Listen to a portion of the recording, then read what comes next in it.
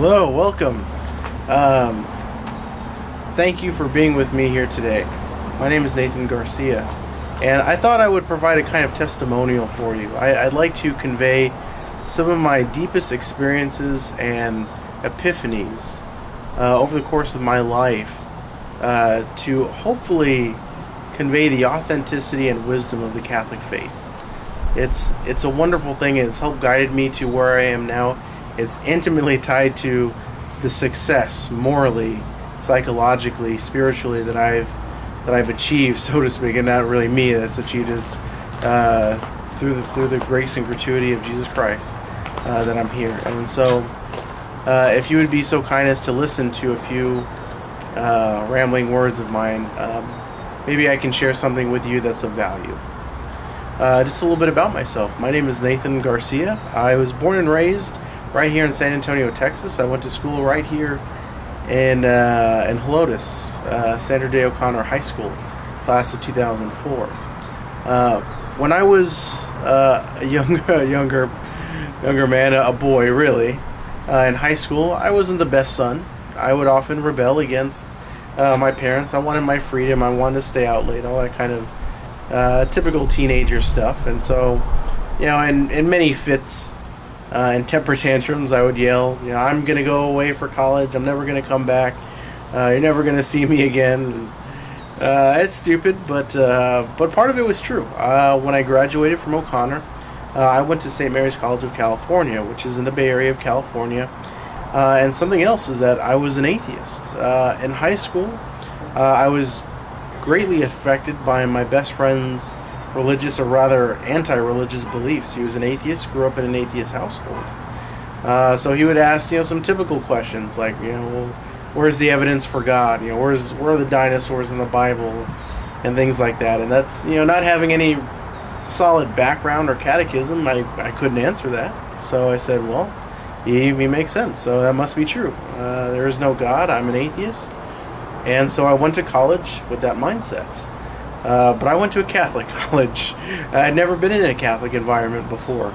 And those pesky Catholics require you to take a religion course. And so I remember having to register for a religion course. I chose the absolute last one in the day so I could sleep in, and so I wouldn't have to worry too much and all that. But by God's providence, I ended up in this professor's class who, over the course of a single semester, brought me into the Catholic faith, introduced the Catholic faith as I had never experienced before. And I just woke up one day after many conversations with him, because after my first class, when he just laid down all this philosophical and intellectual tradition on us, and it just blew my mind. I was like, I had no idea there was more to Catholic faith than just mere belief and suspension of reason and all that. But turns out they're not opposed. They're not opposites, faith and reason. They actually work together quite beautifully in the Catholic faith. And so after the first few classes, actually after many classes, I went over and said, Professor, I have these questions. Can we talk about them? And he would sit down with me for hours after class, and we would discuss these things. And one day, I think later that semester, I woke up and I finally realized that I knew what he was talking about. This word that he was saying, God and Jesus and love, I understand because he communicated so authentically and just so wonderfully that I could not help but now be familiar with those terms. And so I became a believer. I graduated with my bachelor's in philosophy, went on to Boston College to get a master's of theology, and I met my wife there, and thankfully she was crazy enough to come follow me back home to San Antonio. We now have 2 wonderful kids, and I was a teacher for 6 years at Central Catholic High School, and now I'm going back to school because I think that God has called me to be a professor to help articulate and defend the Catholic faith in academic circles. And I'm privileged to do that. I really am. And that's a little bit about my history. And what I thought I could provide to you today, what I think would be most valuable, are really 2 segments. The first part is during my course as teacher at Central for 6 years, what are some common questions that I would get asked, and what are my responses? And they changed, they evolved, if you will, because of my experiences, because of the challenges that I had as a teacher and as a human being, as a father, as a husband. I learned, and my answers, I think, grew a little bit wiser. And the second segment I'd like to convey is really 2 points that I think would be very valuable. I think that everybody could receive, that everybody could learn from, and including myself too. I'm still learning them. But those are my 2 segments. So the first part, what are common questions I get asked? And there are a lot, but I'd really like to focus on 2. And again, I'm hoping that, if nothing else, you would find value in these, and ultimately, in that value, truth. The first is the question, why do good things happen to bad people, or why is there evil in the world? It's the question of theodicy. It's the technical term. And it's not only a complex question, it is the question. It is the most important question. Even Cicero, the Roman philosopher who was non-Christian, famously said that the great question is not whether or not God exists, it's whether God cares. Because theoretically, you could have a God that exists, create the world, and then just not care, then just kind of leave it be. And there's actually a philosophy that followed along those lines of thinking. It's called deism, and some of our founding fathers adhered to it. We thankfully do not. But they understood that wrapped up in God's will, it's what he does that really defines him. He could exist, yeah, that's fine, but his existence is not separate from his will. We learn about God's existence, about who and what he is and what he's about, by what he does and how he reveals himself, and how he reveals himself in history and in our lives. Our God is one who acts, and acts all the time, really. And so I would often get asked this question: Why does God allow bad things to happen? He's powerful. He's omniscient. Why doesn't he just banish all evil in the world? I mean, it's there's kind of simplistic answers to a very, very complicated question, and there are a lot of different strands of thought in this. But this is my best response, and it really comes in the form of a story. There was this young man who I had named Pedro, and he raised his hand one day and he had asked me, Mr. Garcia, why does God allow bad things to happen? Now, I would come to find out a little bit later the reason behind his asking of this question. I would find that Pedro had recently suffered the loss of his grandmother. Now, his grandmother had effectively more or less raised him, and he was very, very close with her. And not only did he have to lose her, but he lost her in a most unfortunate way. He lost her to cancer, and it was not quick, and it was not painless. He had to see her really wither away before his eyes. And this faithful woman for him, who, as far as I'm aware, never lost her faith, really questioned his, because he could not understand why his God, our loving God, could allow such a terrible, evil thing, according to him, happen. And I had my canned response when he asked that question. I said, okay, well, let's look at the Bible book that deals with this issue par excellence. Of course, it's the book of Job. And the book of Job has the main character, Job, who suffers all these injustices, the loss of his children, his lands, his livestock and cattle, and he has boils on him. His wife basically tells him, you might as well be dead. He was faced with all those things. He didn't give up. He asked God. He asked God that question ultimately, and you have 3 of his friends come over, and through the course of 30 plus chapters, he's talking with them, trying to figure this thing out. And his friends don't really help him at all, and nor do they explain God's position, so to speak. But then finally God comes to speak. It's like chapter 37 or something. And God's whole first speech, which I think is most revealing, does not address Job's question in the least. All God says is, Job, were you there when I created this animal? Were you there when I made this? Were you there? Do you know the reason why this creature does this? And so on and so forth. And these are all rhetorical questions. The answer, of course, is no. Job was not there. He does not know the intricacies of how this animal or how these things operate. But of course God does.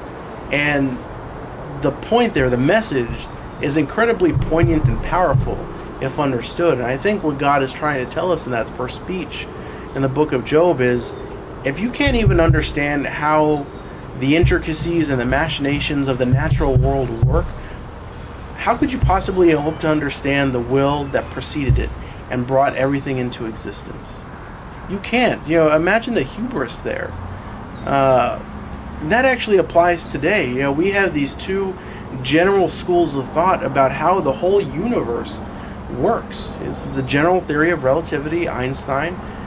We have gravity and all these things, and how space-time and how that kind of can bend. It's very informative until we found out that with the other school of philosophy, so to speak, in quantum physics, we realized that those gravitational rules break down, and all of a sudden, at the most microscopic levels that we can see, there's seemingly chaos. There's entropy. There's disorder. You can't. There's no unified theory of creation, a scientific explanation for how the world works. Not even today. There's not a person alive, not Stephen Hawking, definitely not Richard Dawkins, can possibly hope to explain this yet. They're not.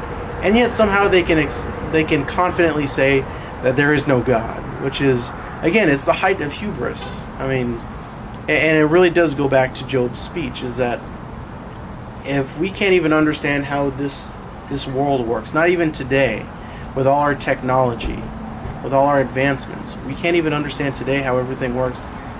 How could you possibly hope to understand the intention and the will, the idea that God has to allow, what we might think of as evil to exist? It's very presumptuous, and Job, I think, finally realizes his mistakes.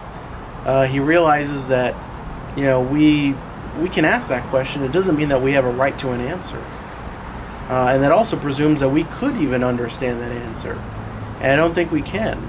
And so finally Job puts his hand over his mouth and says, I've spoken about things too great for me to understand. And that really is the height of human wisdom. It's realizing that we understand that we can't understand. It's realizing that there's this greater picture out there that was designed not by us, not to be deciphered by us, but that is in the hands of a God who looks out after us and who has endowed us with a great many things, but not God's mind and not God's intent. And so I told this to Pedro, and he kind of shook his head, but I'm sure, as you can tell, I mean, it didn't really help him at all in his turmoil. And I pulled him aside afterwards, and I said, listen, Pedro, I know you're asking this question. It's a great question. It's the most important question to ask. Can you please give me a day to think about it? Let me come to you with a different response. Because I knew the theological response, as coherent as I think it is, it didn't do anything for him. And so I thought about it that night, prayed about it, and I had an epiphany. And again, it's not like I thought it up, but I really do think that it came to me, I think by God. And I came back to him the next day, and to this day, I mean, that happened about 4 or 5 years ago. To this day, I can think of no better response, and it's not an answer, but it's just that it's a response, bathed in humility. And I said, Pedro, when you ask that question, I now better understand that you're not asking that question because you're genuinely intellectually curious. You're asking that question out of a place of pain, of anger, of depression. You're not really wanting an answer. You're wanting your grandmother back. And I can understand that. You miss her. She's gone. She was such a huge pivotal role in your life. And the thought that occurred to me was that there is no person in this world, not a priest, not the bishop, archbishop, not the Pope himself, could give an answer that would satisfy Pedro.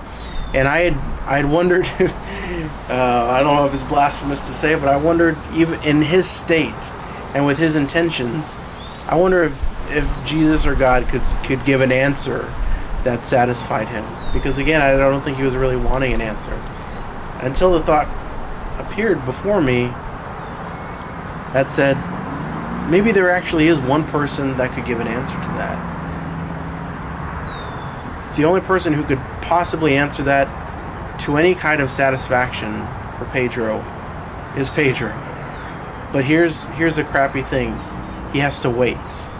He has to wait and allow time to take its course, to run its course, so that question is allowed to evolve from really an indictment against God to a place of genuine reflection, to see how that event, that passing of his grandmother, is not an isolated event. It is intimately wrapped up with her life and everything that she stood for, that she believed in, that she carried with her until her final moments. And also everything that happened afterwards too. How her death impacted Pedro, his family, his siblings, how that changed the world for the better. All of that should be taken into account when you ask that kind of question.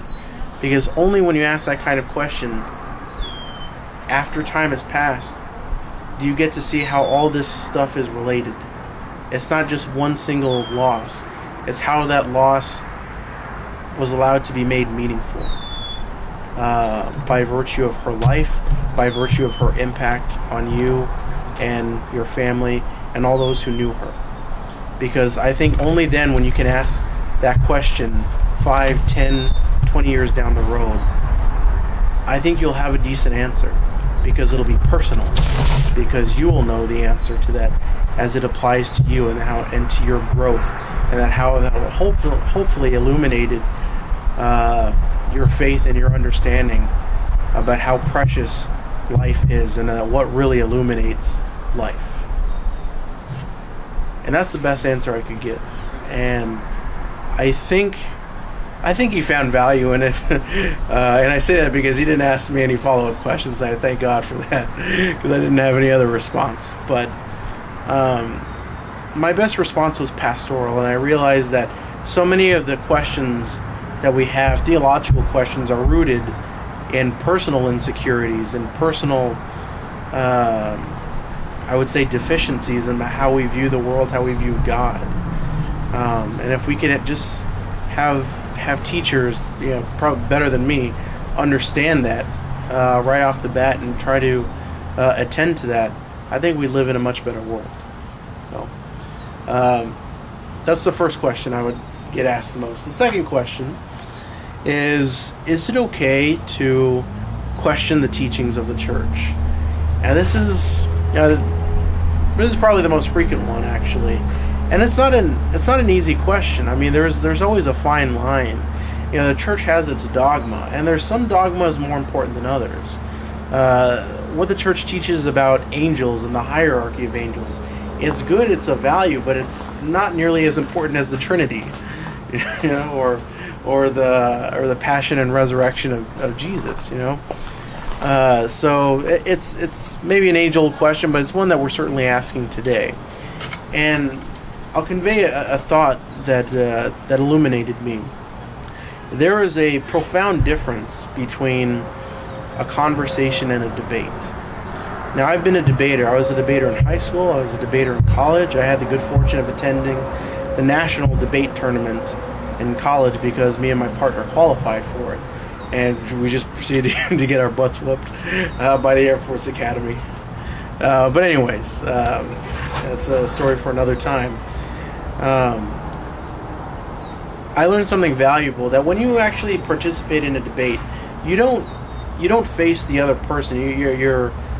Your opposition, if you will, is across from you, but you never face them. The etiquette is to always face the judge, and that's how you're always supposed to look. I know that may seem like an innocuous detail, but it's not, because the goal of a debate is to win. The goal of a debate is not to convince the other person that you're right, it's to convince the judge.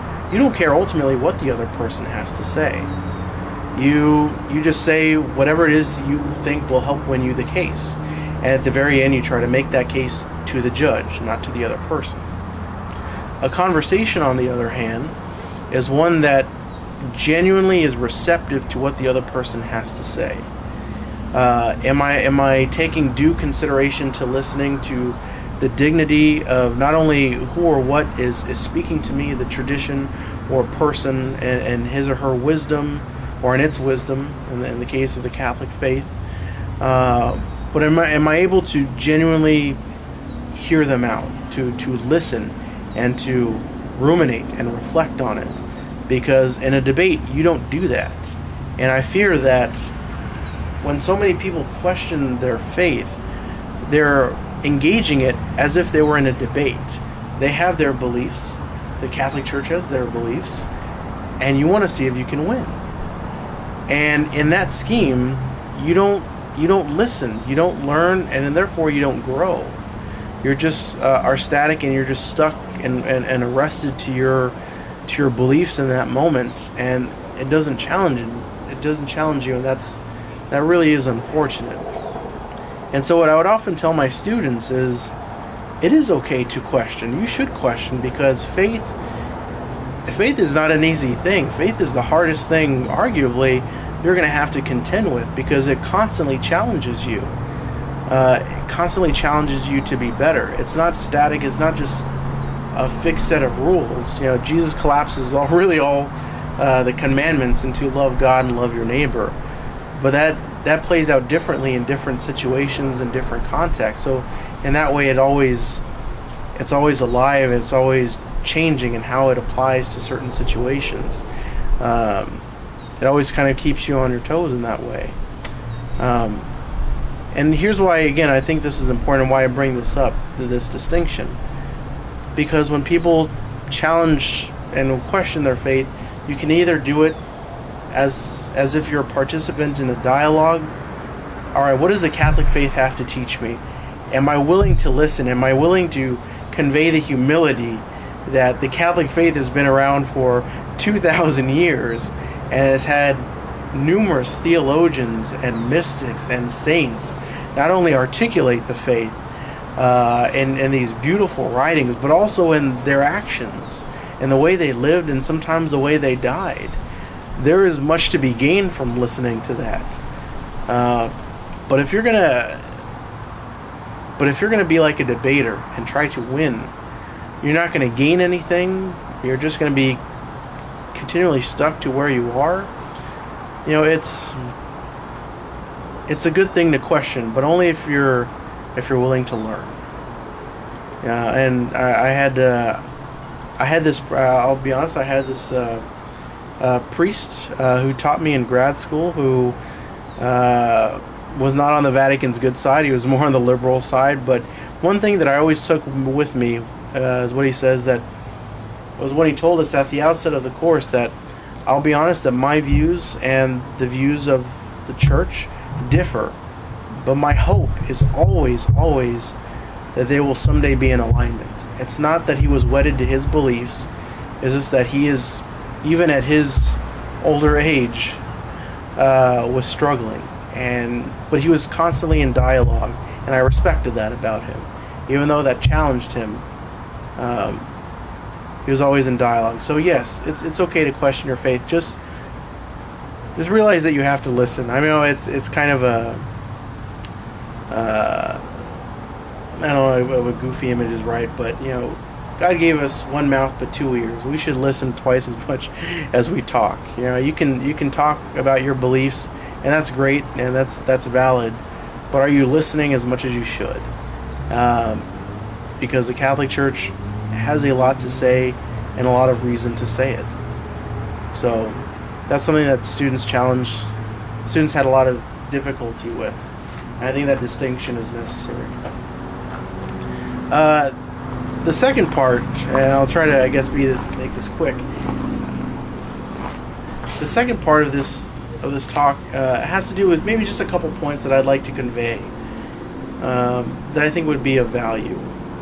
And the first thing is helping the church, and really helping yourself. They really coincide in many ways, much more ways than I think people give credit for.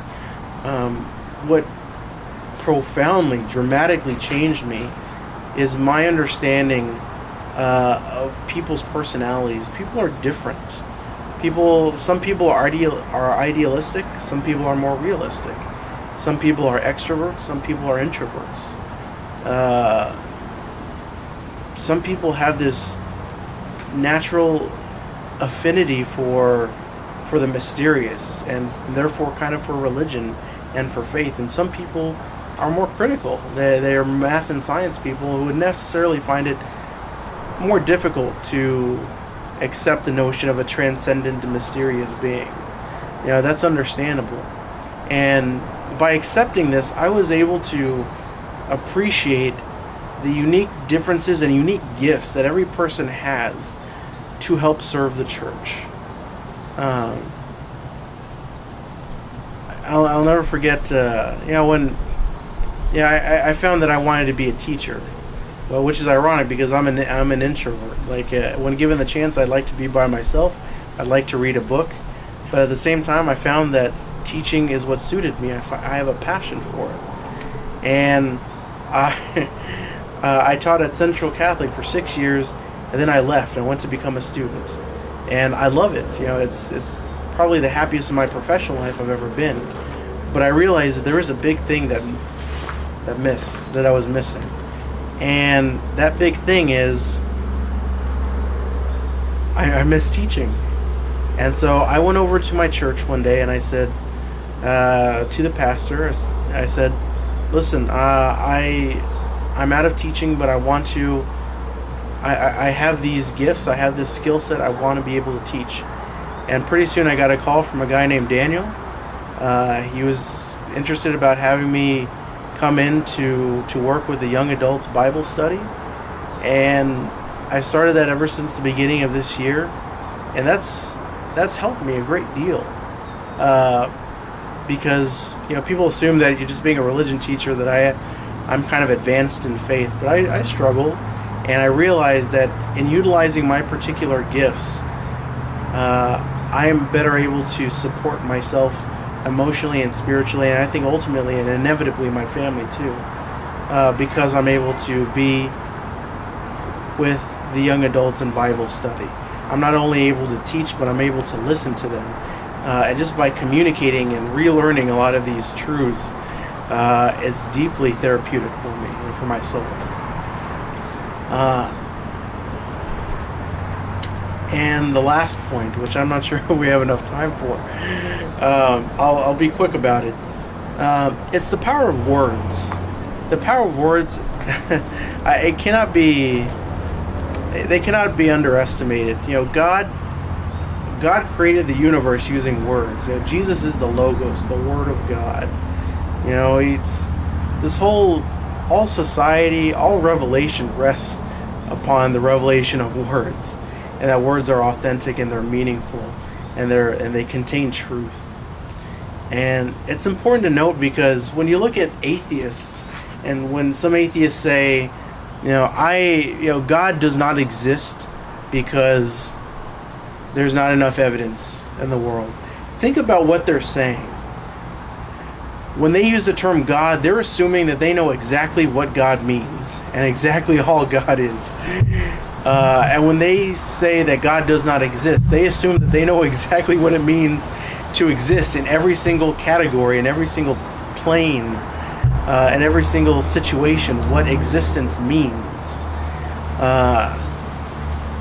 And then, because there's no evidence, as if they they assume already, and they've made a judgment, even in that statement, they've made a judgment that God can only be verified by by evidence, which is ridiculous. I mean, you think about that statement. I mean, they have a complete understanding by that assertion, by that conclusion, who God is, what existence is all about, and what evidence entails and can verify it. And I could not help but think that atheist has an amazing amount of faith in their words and what their words can accomplish.